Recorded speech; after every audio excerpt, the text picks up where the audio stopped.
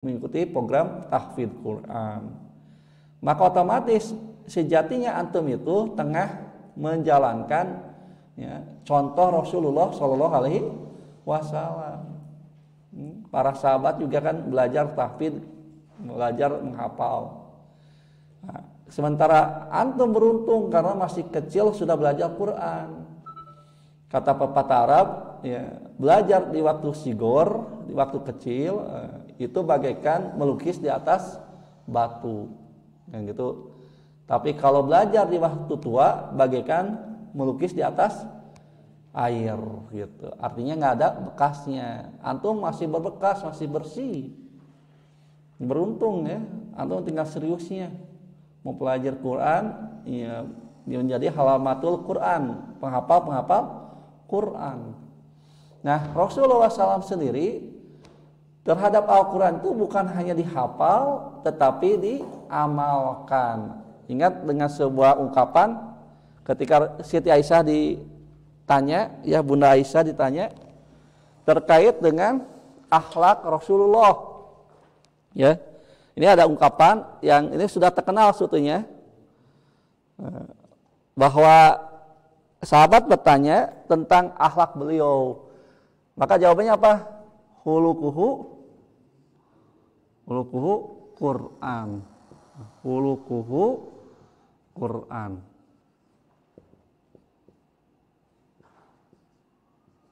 Nah, ini ungkapan istrinya sendiri, yaitu Siti Aisyah. Siti Aisyah mengatakan akhlak Rasul itu Al-Quran. Maka ada sebutan Rasul itu sebagai Al-Quran berjalan. Al-Quran berjalan. Jadi apa yang termaktub dalam Al-Quran itu diamalkan oleh Rasulullah Shallallahu Alaihi Wasallam. Kata Siti Aisyah, karena Allah berfirman dalam surat Al-Qalam, ada yang sudah hafal surat Al-Qalam? Wa innaka la'ala khuluqin adin.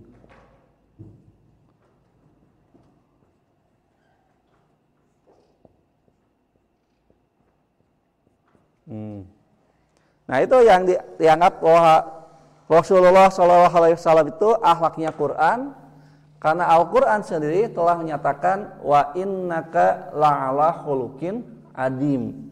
Sesungguhnya engkau Muhammad benar-benar di atas akhlak yang agung, akhlak yang terpuji.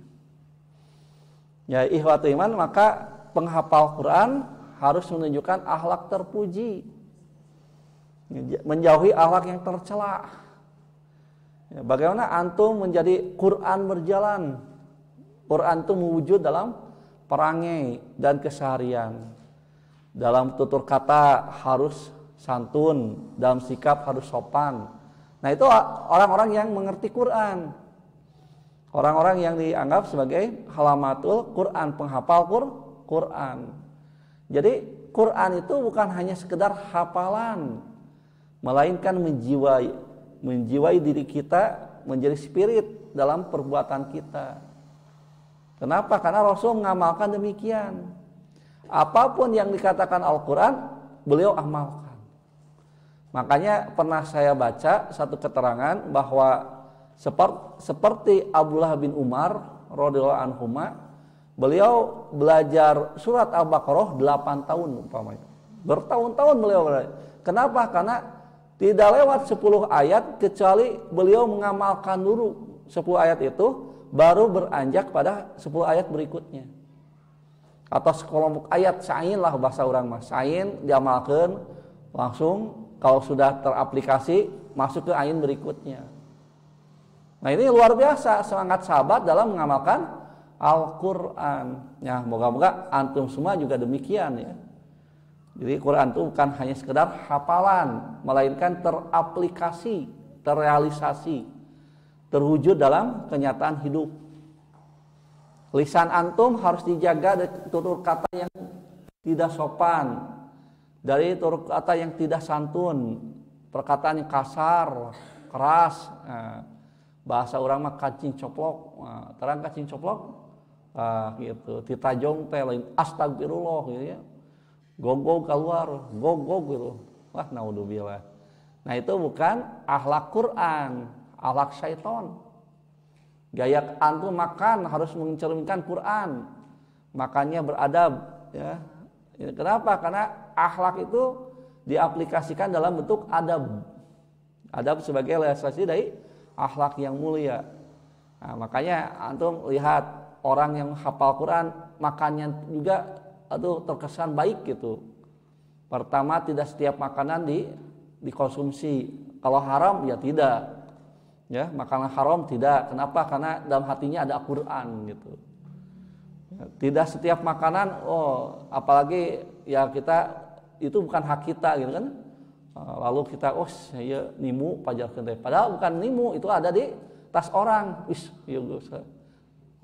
Barang lu kotoh, bukan barang lu kotoh, itu milik orang. Lalu diambil gonimah. Nggak boleh, kapan perangnya gonimah.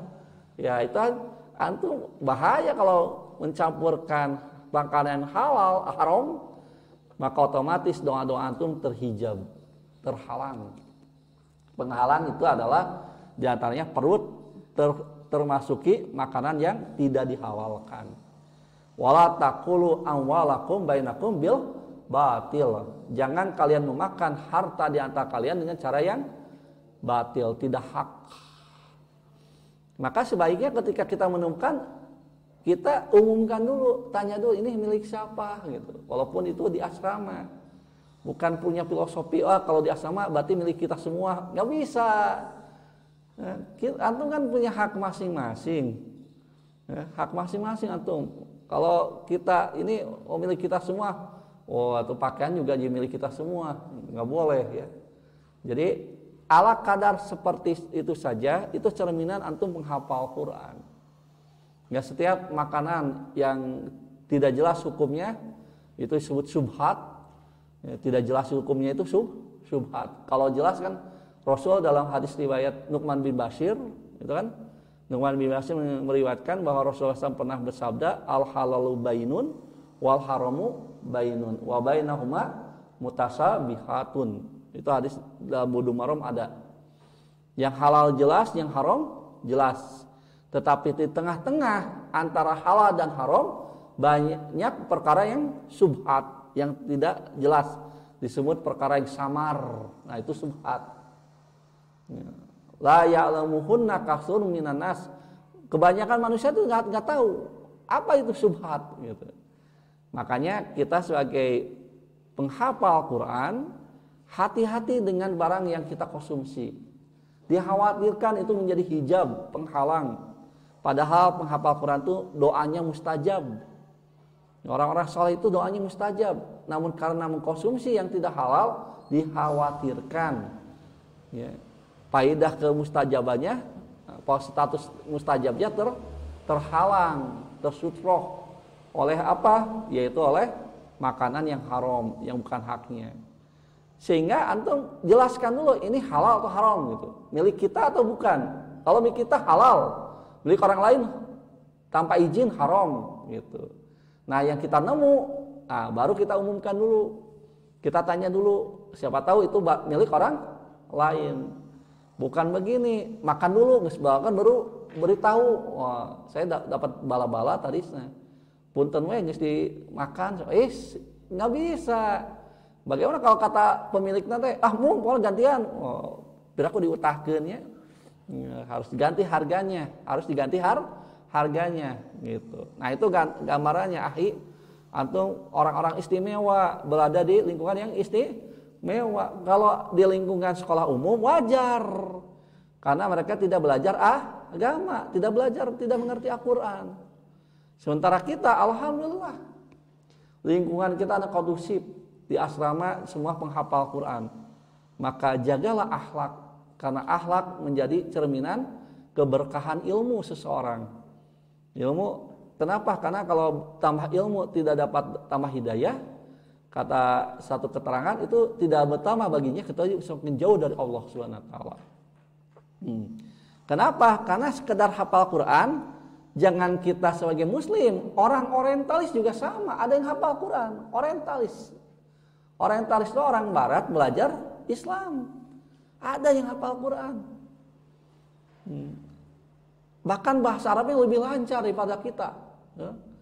Dulu zaman penjajahan Belanda ada tokoh namanya Snoekhojrone. Pernah dengar nggak itu? Snoekhojrone itu orang Barat, orang Belanda, orang Belanda teh atuh bule, ya, warna kulitnya bule, hidungnya mancung, jangkung, kasep gitu. Lebet Islam, itu tentu saja setiap orang terpukau. Pasti bahasa Arab. Ternyata pada hakikatnya dia orang kafir, kan gitu. Dalam riwayatnya akhir hidup dia di Belanda dimakamkan secara Nasrani. Nah, ternyata ala kadar untuk menghafal, kadang-kadang orang Barat lebih pintar. Ada lagi tokoh wanita kita lihat di satu tayangan YouTube terkait dengan, lupa saya namanya Anime Simal gitu, ya. Kalau tidak salah namanya itu tokoh. Dia hafal Quran, bahkan hafal Budul Marom. Hadis hafal. Antum sudah berapa hadis yang dihafal? Ini hafal hadis. Tapi ternyata bukan muslim, bukan muslimah. Nah, itulah gambaran sekedar menghafal. Orang Barat juga cerdas hafal Quran. Yang membedakan bahwa kita menghafal berdasarkan iman. Ini adalah kalamullah. Di dada antum itu ada kalamullah. Ada kalam dari Allah. Maka jagalah, peliharalah itu dengan cerminan akhlak yang mulia. Jangan diwujudkan dengan akhlak yang tercela. Nanti tidak akan barokah ilmu yang diperoleh. Gitu. Kenapa? Karena Rasul mengajarkan, beliau kata Siti Aisyah, hulukuhu Quran. Akhlak Rasul itu Al-Quran. Maka kita sebagai pengikut Rasulullah SAW bukan sekedar memperingati, merayakan adanya kelahiran Nabi, tapi lebih dari itu yang paling penting bagaimana kita meneladani perilaku Nabi dalam kehidupan keseharian. Jadi itu yang PR antum, tinggal memoles akhlak antum seperti Quran, akhlak antum seperti Rasulullah SAW. Nah, itu masalahnya. Jadi ajaran Rasulullah SAW setelah beliau diutus, semua ajaran yang berkaitan dengan wahyu yang pernah diturunkan kepada Nabi sebelumnya itu dimansuh. Dimansuh itu adalah dihapus, tidak berlaku. Yang berlaku ajaran atau syariat Nabi kita Muhammad SAW. Umpamanya dalam masalah salat 5 waktu, dalam saum Ramadan gitu. Zaman Nabi Daud alaihissalam yang kita kenal dengan saum Daud itu kan sehari buka sehari saum. Nah, sementara kita hanya 30 atau 29 hari di bulan Ramadan gitu. Itu syariat, umpamanya itulah disebut syariat. Syariat yang dibawa oleh Nabi kita sallallahu alaihi wasallam menghapus syariat yang dibawa oleh Nabi dan Rasul sebelumnya. Ya, termasuk makanan dan minuman. Itu ada perbedaan. Di Al-Qur'an, makanan yang statusnya zatnya adalah haram berapa buah? Berapa bulan? Ada yang hafal? Innama harrama alaikumul maitata. Terus wadama walahmal injir wama uhila lighairillahi bih. Kan hanya 4 ya yang termaktub kaitan dengan jenis makanan yang langsung diharamkan, dan ini berbeda dengan umat-umat sebelumnya. Kita hanya dicegah, dilarang 4 perkara, yaitu pertama daging babi, kemudian darah. Darah itu artinya yang mengalir, daman masfuhan dalam ayat yang lain, adalah yang hasil sembelihan lalu mengalir, bahasa Sunda ngocor. Nah, seperti kalau Ihwa pernah lihat sapi kurban disembelih di Idul Adha, pernah merhatikan nggak? Atau pernah menyembelih? Belum pernah menyembelih? Latihan ya, sembelih domba atau kambing gitu ya. Kayak sudah dewasa menyembelih sapi. Tapi jangan coba-coba menyembelih manusia, jangan ya. Kecuali orang kafir nanti dalam perang boleh ya, dalam perang kita boleh gitu. Tapi kalau bukan kondisi perang, jangan. Ya, mentang tetangga kita orang Nasrani, lalu kita mau digorok oleh saya, jangan. Harus ada alasan, yaitu perang. Nah, latihan kepada binatang. Nah, lihat kalau pernah melihat disembelihnya sapi, domba atau ayam, sekedar ayam, kalau sedang disembelih, darahnya kan muncrat. Apa bahasa Indonesianya muncrat ya? Muncrat ya, gitu. Darah itu ngalir kan, itu darah yang itu kalau ditampung, nah, lalu dibikin marus namanya, itu haram. Tapi kalau darah yang nempel di daging-daging ketika makan seekor ayam ya, ada daging ayam di dadanya suka ada kan nempel itu, lalu tidak bersih umpamanya, tergoreng, nah, boleh kita makan darah yang nempel di tulang dada seekor ayam.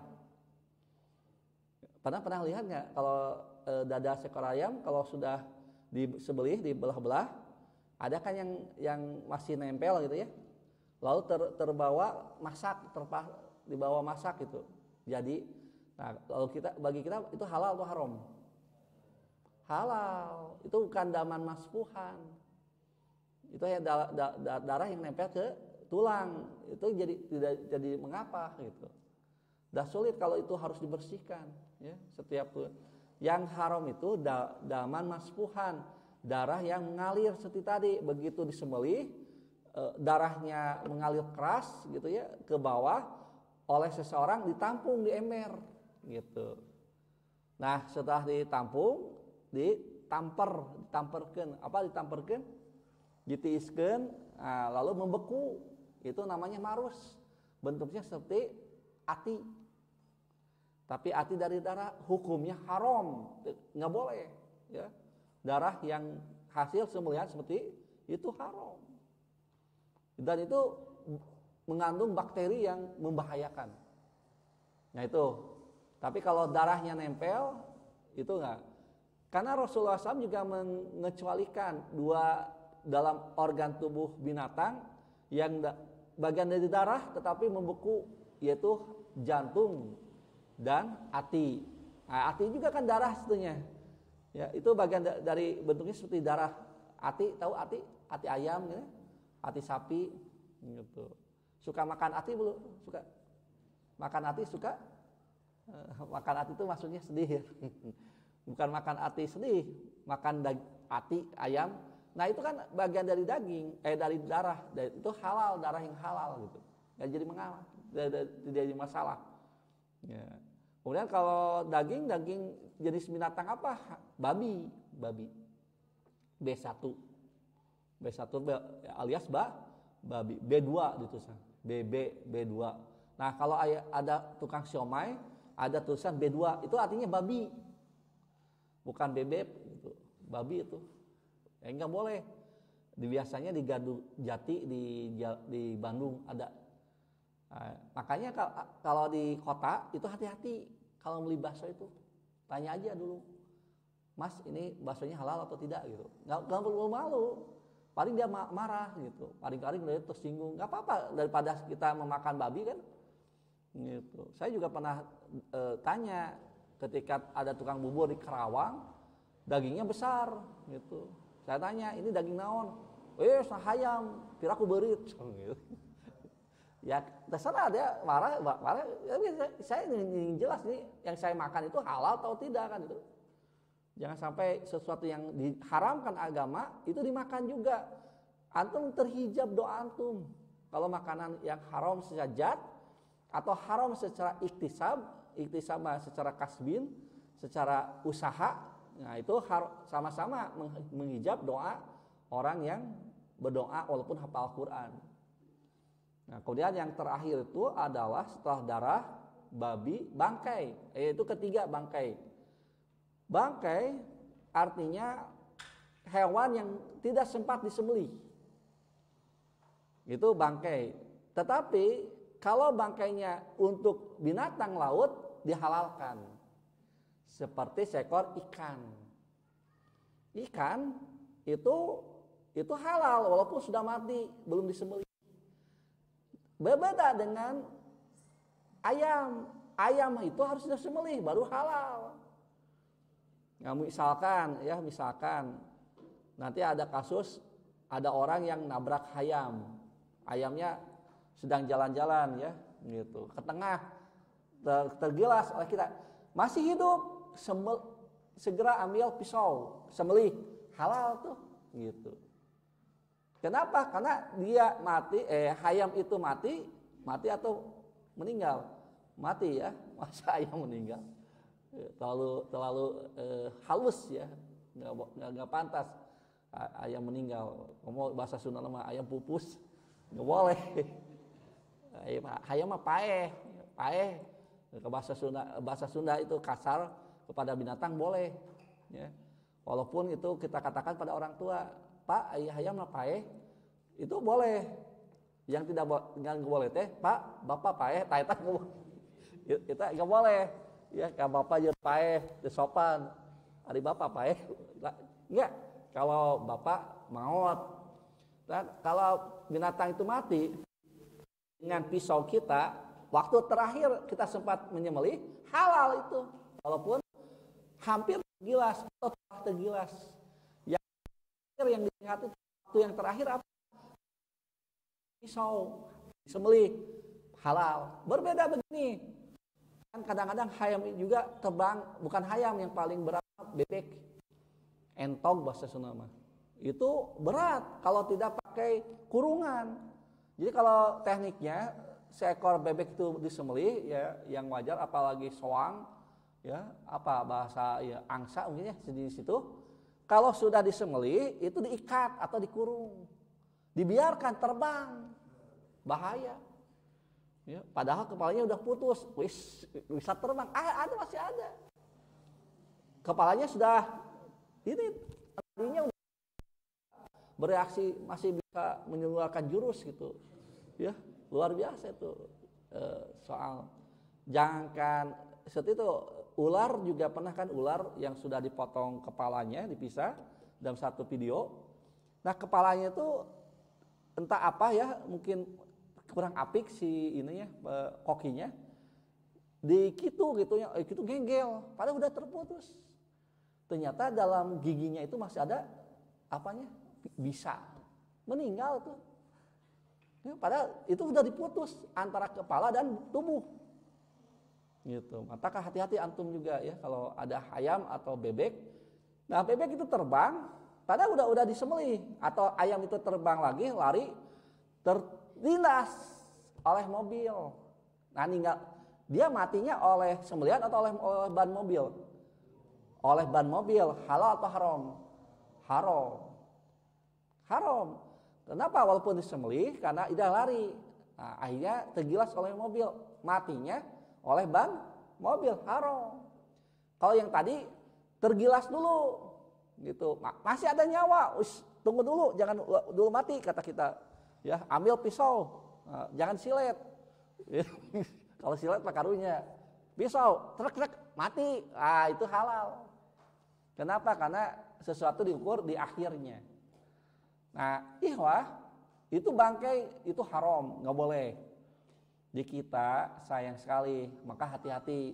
Nggak semua sebetulnya, ada juga pedagang-pedagang ayam itu yang sudah sesuai syariat. Insya Allah ada.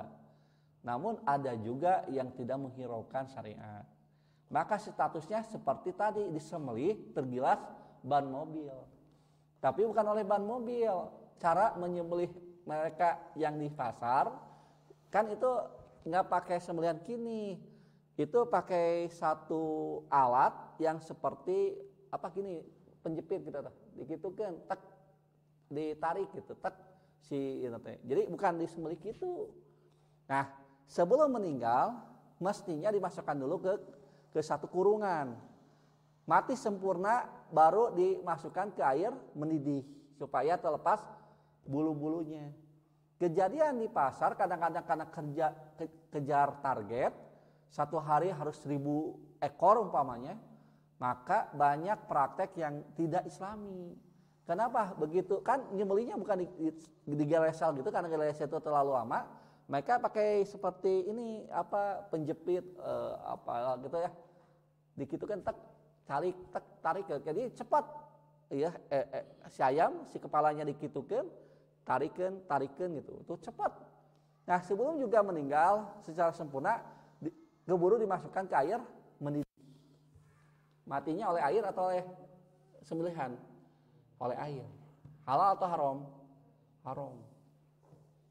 Nah, ini praktek di lapangan banyak yang seperti itu walaupun tidak semua. Ada yang baik.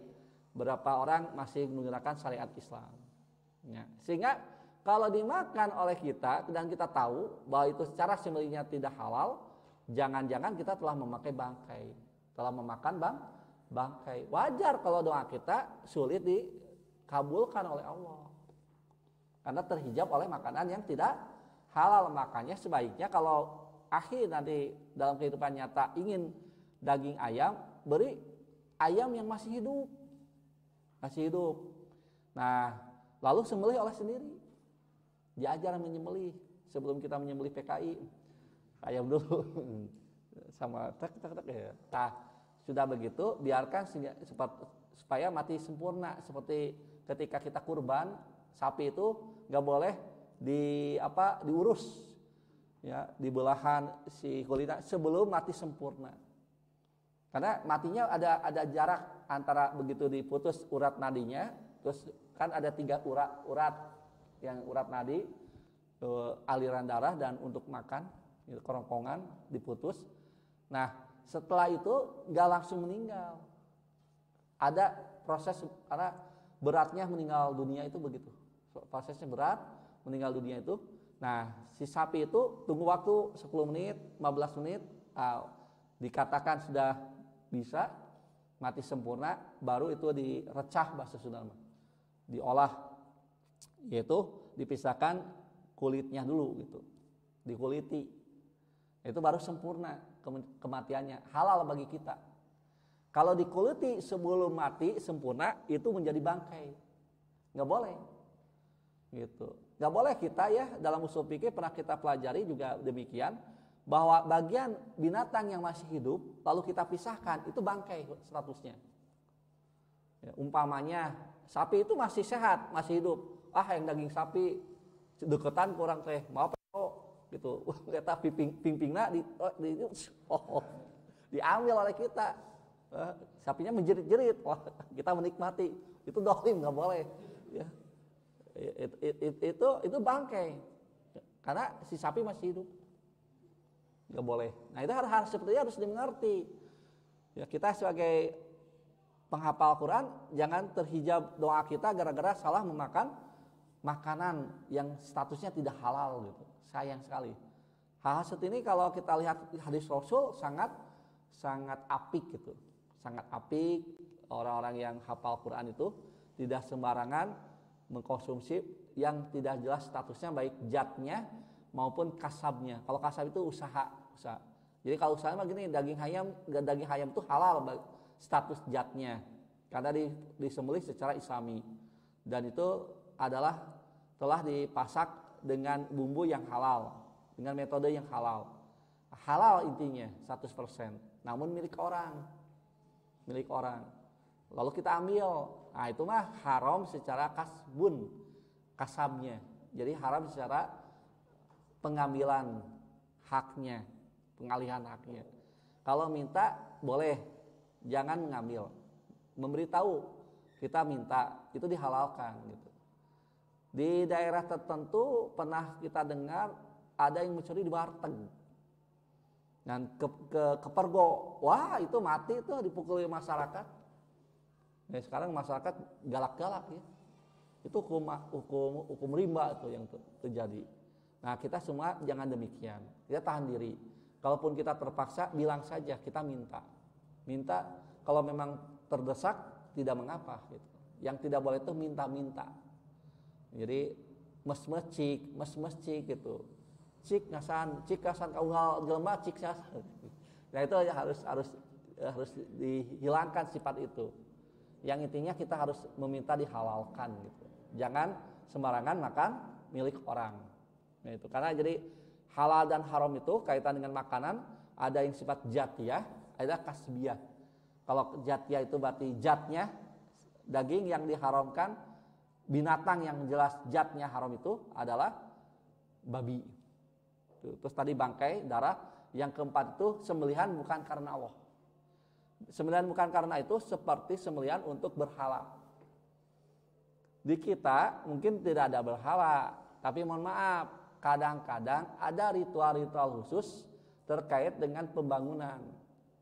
Umpamanya di kampung-kampung masih ada yang percaya kalau sudah membangun rumah yang baru itu harus menyembelih seekor ayam hitam. Ayam apa namanya? Camanik. Nah, ayam hidung ulas tereng gitu ya, mulus hidungnya tuh. Jadi semua bagian itu hitam. Itu camanik, dan harganya itu mahal. Nah, itu disembelih. Lalu darahnya itu, darah yang dari ayam tersebut, saya pernah lihat situnya. Tetangga ada yang seperti itu. Itu dulu ya di Bandung, tetangga di Bandung. Si darahnya itu dikecet apa ya? Ditetes di ujungnya. Itu maksudnya supaya sang juring tidak betah. Karena ada percaya sang hantu gitu. Jadi hantunya nggak betah. Justru kalau disuguhi seperti itu betah mual. Betah tidak dan disuguhi justru. Aneh ya, untuk menolak setan gitu. Itu sampai menyembelih dengan itu. Nah itu ritual itu untuk setan, maka hukumnya haram daging ayam camenik tadi. Kalau membangunnya lebih besar seperti membangun jembatan, itu bukan status ayam. Kalau ayam mah bangunan rumah. Kalau jembatan lebih besar, yaitu seekor kerbau. Ya, kerbau. Kerbau itu lalu si kepalanya ditanam. Ditanam itu dikubur. Itu dipersembahkan untuk dewa penjaga jembatan tersebut. Karena dewa itu resepnya karena hulu munding. Dagingna, daging mah kanggo kiai gitu. Dagingna mah kanggo masyarakat. Bodohnya orang mah bener iya gitu. Cuk urang meninggal daging natipan huluna. Nah, ini gambaran bahwa upacara tersebut menjadi pengharam. Artinya penyebab haramnya itu binatang yang disembelih. Itu yang disembelihan bukan karena Allah, karena motivasi yang lain gitu. Nah, itu contohnya. Daging-daging yang disembelih karena ada satu upacara tertentu. Bagi kita nggak boleh, walaupun kita mungkin secara asik daging kerbau, ya memang asik, tetapi karena disembelih bukan karena Allah, bukan syariat dari Allah, syariat dari setan, maka hukumnya haram. Itu yang terakhir jenis makanannya. Tapi alhamdulillah kalau di kita sudah jarang-jarang, misalnya di kota apalagi ya, sudah berpikir rasional, berpikir cerdas gitu. Masa untuk mengusir setan harus menyembelih gitu? Setannya saja disembelih kalau ada ya, ditangkap, pemburu hantu itu namanya. Padahal itu palsu, pemburu hantu nggak ada ya, hantu itu nggak ada. Itu hanya rekayasa saja. Yang ada itu jin, tapi jin nggak perlu ditangkap. Nah, kalau kita isi dengan ibadah, rumah kita sering bacakan surat Al-Baqarah, surat Ali Imran, sesuai dengan fadilah kedua surat itu dalam tafsir Ibnu Katsir, insya Allah setan tidak akan betah ada di rumah yang dibacakan di sana surat Al-Baqarah dan Ali Imran. Nggak akan betah gitu. Nanti mereka sendiri yang pergi tanpa permisi, mau bebeja, punten abi kita sudah betah beri angkat. Jeung we balik cik urang teh kudu bebeja. Nah gitu. Jadi kalau rumah itu tidak pernah dibacakan Quran, di sana ada gambar-gambar manusia, ya, di sana ada musik-musik, nah itu pasti setan betah. Ada musik, ada gogog, ya, ada anjing, gitu. Kemudian ada gambar-gambar yang disembah, ya, gambar makhluk-makhluk yang disembah, ada dewa, misalkan, ada patung salib, misalkan. Nah itu setan makin betah. Makanya hilangkan semua itu.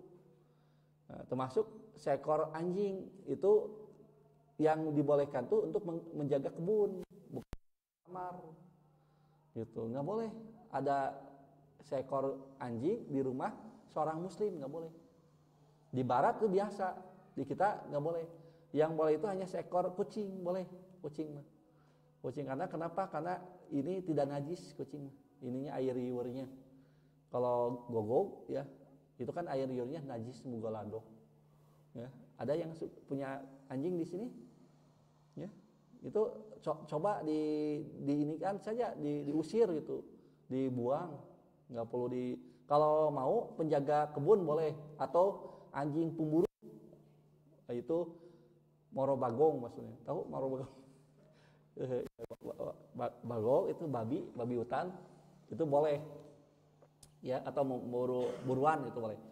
Tapi kalau anjingnya untuk rumah, kemudian dia dipelihara seperti orang barat, ya dia tidur dengan gogok gitu. Ini dengan gogok, nah itu yang nggak boleh. Nanti malaikat tidak akan masuk, malaikat rahmat.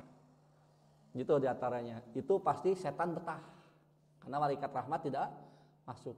Sementara kalau kita di sana baca Quran, di sana ada pengajian, di sana kita amaliyah keislamannya tinggi, nanti setan pergi sendiri gitu. Gitu ya. Jadi tidak perlu kita mengorbankan misalkan atau coba sembelih itu kambing orang lain, nggak boleh ya, untuk mengusir setan nggak boleh ya. Nggak perlu kita seperti itu. Nah, itu 4 perkara yang kaitan dengan makanan secara zat haram. Nah, antum sebagai pengamal Quran hindari itu. Hindari itu semua. Nah, kemudian dikatakan fa'at ba'ar rusuli muslimuna fi jamani rusulihim. Kata Syekh Utsaimin. Fa'at ba'ur rusuli muslimuna fi jamani rusulihim. Apa artinya? Pengikut-pengikut Rasul itu menjadi muslim pada zaman Rasulnya. Misalkan pengikut Nabi Isa, siapa yang tahu pengikut Nabi Isa disebut apa? Hawariyun. Hawariyun itu muslimun di zaman Nabi Isa. Tapi kalau Hawariyun masih hidup umpamanya, tapi nggak mungkin ya. Umpamanya ada Hawariyun pengikut Nabi Isa yang masih hidup. Itu tidak ada alasan bagi mereka kecuali beriman kepada Rasulullah SAW. Jangankan Hawariyun pengikut Nabi Isa, hatta Nabi Musa alaihissalam sekalipun, kata Rasulullah SAW, andaikan Musa masih hidup, maka Musa harus mengikuti syariat Nabi kita Muhammad SAW. Karena ingat, keutamaan Nabi kita Muhammad SAW mengungguli di atas semua para Nabi dan Rasul. Gitu. Masih ingat gak jumlah Rasul yang pernah diutus oleh Allah ke muka bumi ini? Jumlahnya, seluruhnya. Nabi. Tapi yang asli ya, bukan yang palsu. Nabi palsu lebih banyak lagi. Karena sampai sekarang masih ada. Di Garut tuh ada Nabi palsu. Ya. Di Bandung pernah ada Nabi palsu. Nah, dia mengaku Nabi, dapat wahyu dari Allah. Selidik punya sidik, awalnya dia tukang cukur. Di Bandung, alhamdulillah oleh Ketua PW Persis Jawa Barat, Pak Idad Sumarta, itu diinsapkan. Insap itu mah. Di Bandung mah insap. Yang di Garut, wes, ayah nabi-nabi di Garut mah masih kena bergerilya sampai sekarang ya, ayah. Gitu. Jadi nggak tahu itu kenapa ya orang itu berpikir ingin jadi nabi gitu. Naudzubillah. Terus yang jadi pertanyaan lebih dahsyat mah kenapa ada pengikutnya gitu. Sahabat-sahabatnya.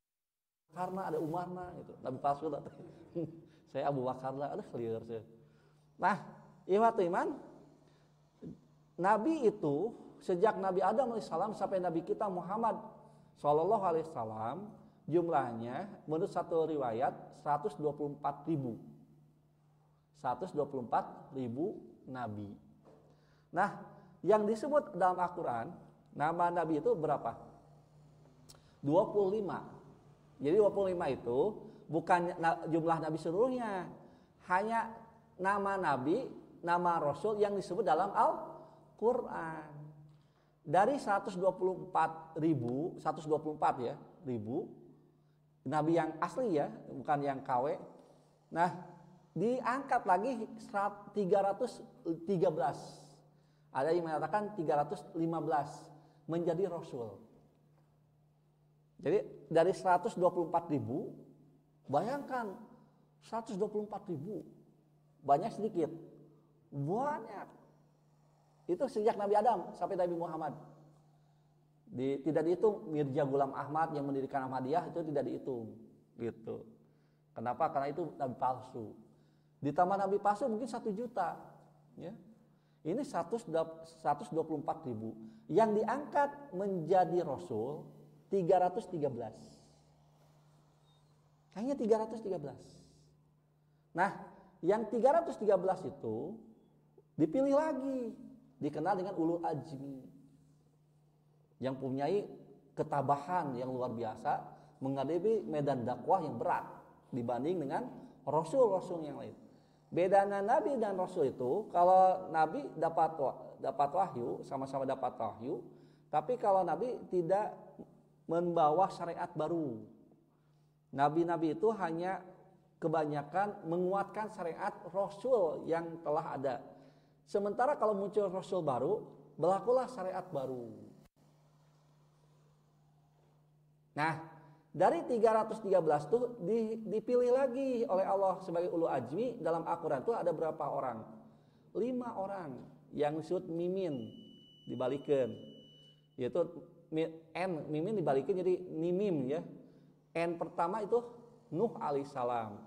I yang pertama Ibrahim alaihissalam. Mim yang pertama Musa alaihissalam. I yang kedua dan yang terakhir, mim yang terakhir Nabi Muhammad sallallahu alaihi wasallam. Nah itu dari 313. Yang 5 itu semuanya rasul, Dari Nabi Nuh itu rasul pertama, Ibrahim rasul juga. Kemudian syariat Ibrahim dihapus nanti oleh rasul berikutnya, yaitu Nabi Musa alaihissalam. Nabi Musa nanti syariatnya dihapus oleh Nabi Isa. Dan Nabi Isa terakhir dihapus oleh Nabi Muhammad alaihi salatu wassalam. Itu ya.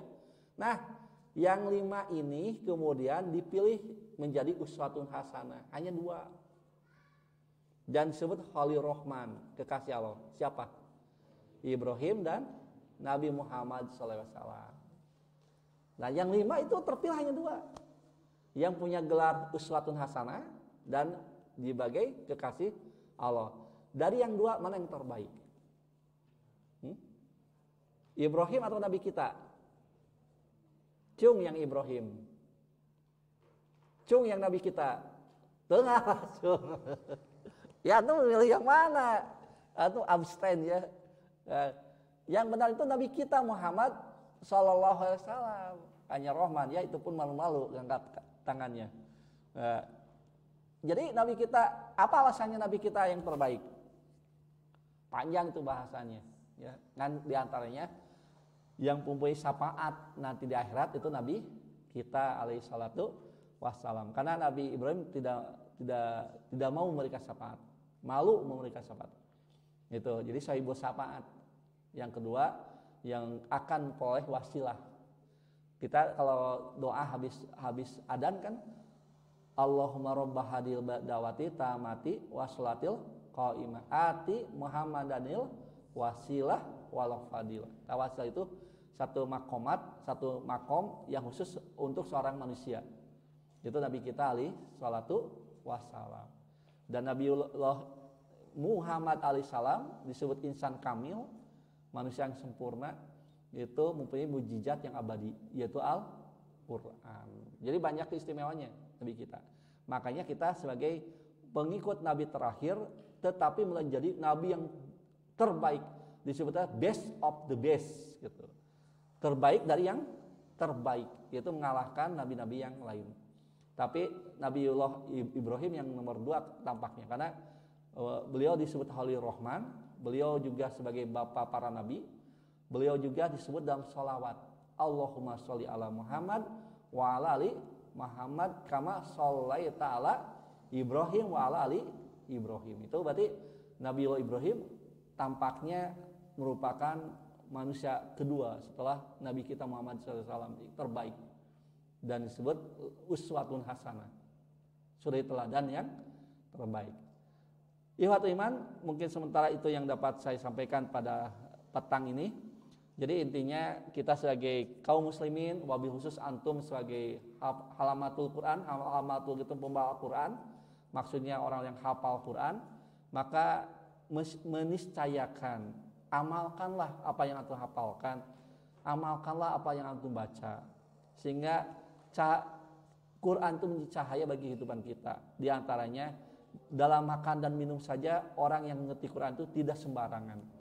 Dia sangat menjaga secara zatnya harus halal, secara kasabnya memperolehnya juga harus halal. Tidak sembarangan. Jangan mentang-mentang penting mah makan, nggak boleh. Begitu halal bukan yang penting halal. Kenapa? Dikhawatirkan ilmu antum berkah, doa antum tidak ketika dihijab oleh makanan yang tidak halal.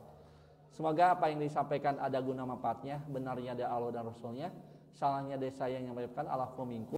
Kita akhiri dengan kafaratul majlis. Subhanakallahumma wa bihamdika asyhadu alla ilaha illa anta astaghfiruka wa atubu ilaik. Walhamdulillahi. Aqulu qouli hadza wa assalamualaikum warahmatullahi wabarakatuh.